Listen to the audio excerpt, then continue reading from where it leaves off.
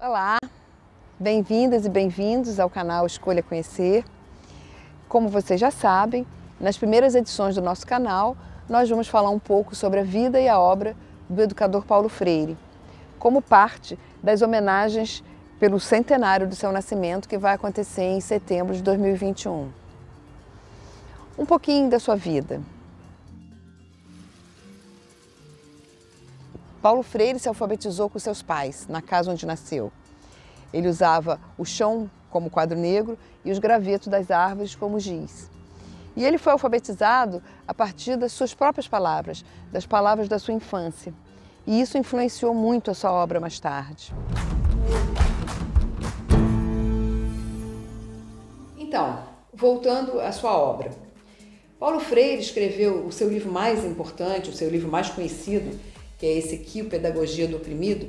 Ele escreveu no exílio, para onde ele foi enviado em 1964, após o golpe militar que instituiu a ditadura no Brasil.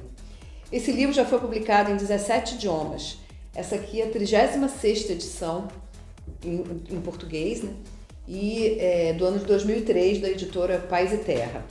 É um livro que está disponível em PDF, vocês podem baixar na internet e se deliciar com a leitura.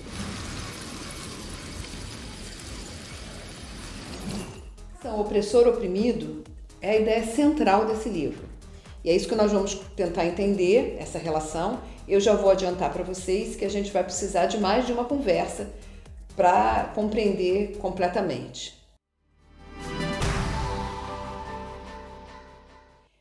No vídeo anterior, a gente falou sobre a vocação ontológica de ser mais, né? A nossa vocação como espécie para a humanização, para o ser mais, para estarmos sempre em processo de aprendizado, tendo consciência da nossa inconclusão e do nosso inacabamento. Pois bem, Paulo Freire vai dizer então que tanto o opressor quanto o oprimido têm essa vocação ontológica de ser mais negada pelas condições históricas da opressão. E ele vai além, ele diz: somente a praxis libertadora do oprimido pode restaurar a humanidade em ambos. Vamos então por partes. A primeira afirmação. Tanto o opressor quanto o oprimido têm a sua vocação ontológica de ser mais negada pela realidade histórica da opressão. Uma leitura rápida e equivocada poderia nos fazer questionar essa afirmação e afirmar que apenas os oprimidos têm essa vocação de ser mais negada. Porque, afinal de contas, aos oprimidos tudo é negado. Condições de vida dignas, a escuta das suas vozes, né? A sua inserção no mundo é desqualificada, muitas vezes nem são considerados como sujeitos históricos. E, por outro lado, essa mesma leitura rápida e equivocada poderia fazer pensar que os opressores não, os opressores nada é negado. Eles têm privilégios, eles têm suas vozes escutadas, eles são considerados sujeitos da história. Mas isso é uma leitura equivocada. E Paulo Freire é muito claro quando ele nos diz aqui, na página 30 desse livro, que eu vou ler para vocês. A desumanização não se verifica apenas nos que têm sua humanidade roubada, mas também, ainda que de forma diferente, nos que a roubam. E ele continua: o opressor se desumaniza ao desumanizar o oprimido. Não importa que coma bem, que vista bem, que durma bem, não seria possível desumanizar sem desumanizar-se. Tal a radicalidade social da vocação. Não sou se você não é. Não sou, sobretudo, se proíbo você de ser.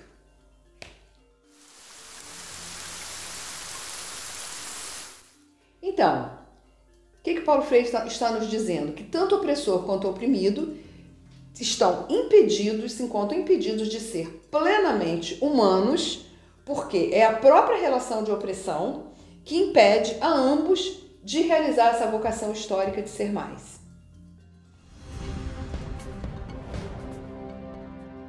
O opressor se desumaniza no ato da opressão. quando ele oprime, ele trai a sua vocação ontológica de ser mais.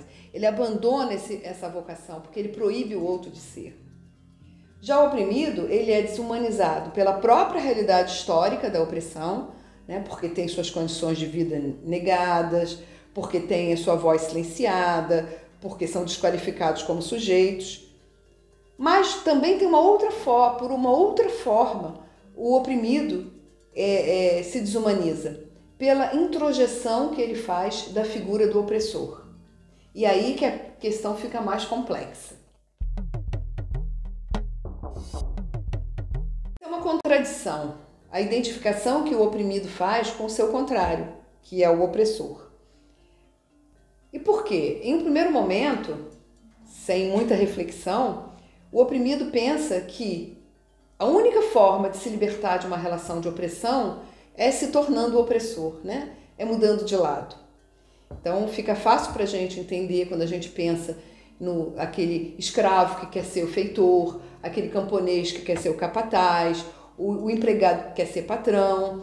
Fica fácil para a gente compreender por esse caminho essa questão que a gente coloca tanto da realidade brasileira, né? Por que pessoas pobres, que se encontram em situação de vulnerabilidade social, votam em governos que privilegiam os ricos? É exatamente porque seu ideal, seu testemunho de humanidade é o opressor.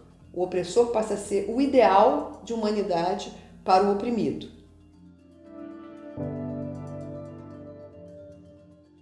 Os oprimidos, eles assumem uma postura de aderência ao opressor. Eles se tornam, como diz o Paulo Freire, hospedeiros do opressor. E isso mantém a relação de opressão, né? Isso mantém essa relação de opressão, porque eles estão imersos nessa realidade opressora. A sua identificação com a sua própria realidade de oprimidos se encontra prejudicada, porque eles estão dentro dessa realidade histórica da opressão. E aí a gente volta àquela segunda afirmação do início, vocês se lembram? Eu fiz duas afirmações. Uma é que o opressor e o oprimido têm sua vocação ontológica de ser mais negada pela realidade histórica da opressão. Foi isso que a gente tentou entender até aqui, até esse momento. A segunda afirmação é que somente a praxe libertadora do oprimido é capaz de restaurar a humanidade em ambos. Mas o que é essa praxe libertadora do oprimido?